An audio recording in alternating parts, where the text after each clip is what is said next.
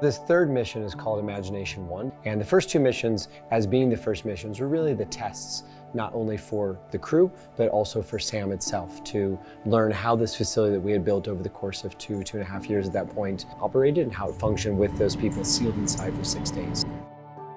We're switching from an engineering and science background for the crew into an all artist and writers profile, composed of 3 University of Arizona professors and 1 student. They have a background in poetry and writing and dance choreography and textiles art.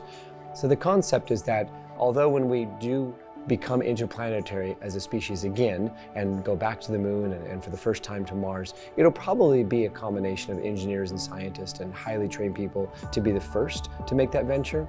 We believe that that with time there'll be a greater diversity of people who make that adventure, especially to the moon. And so with an all artists and writers crew in SAM, we're really representing that next generation, maybe the next stage of human space travel, in which they are bringing back to Earth imagery and ideas and poetry and thoughts, even philosophical reflections on what it means for our species to travel beyond our home planet. I brought a blanket that I had when I was a child, and I was using that as my canvas. And I took all the ideas and symbols and thoughts that we all had in there, and I incorporated that into the tapestry. I was watching a lot of VR about Apollo landing, and I was like picturing myself on the moon, how you would walk, and like not making turns that were too, drastic. Sewing with the pressure suit gloves is very hard, but I was able to sew 3 stitches, so I'm very happy about that. I think it can be done. I think you can sew on the moon, but maybe the gloves need to be adjusted.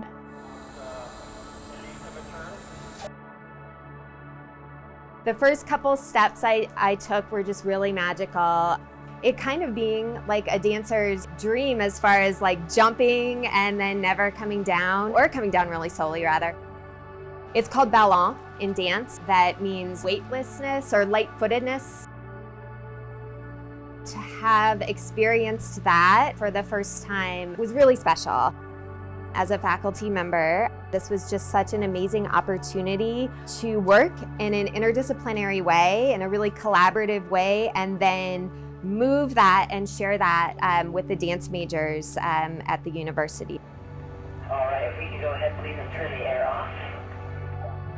I think the productivity was good, and we were balancing the work that we wanted to do as artists with the work we needed to do as housekeepers on the moon. Good morning from SAM. I hope there are more artist missions at SAM and at other analog facilities, because the arts need to be a part of space exploration, and we need to take that culture and we need to take it with us and take it seriously. We took these really old art forms into this very technological space, but ultimately they're these very human things. I think that's one of the things I hope that we can convey to people, that as we think about any kind of movement beyond Earth, that we're always going to be human. And even though we're always changing, we're also always creating and thinking, and that art is one of those things that can help us do that really well.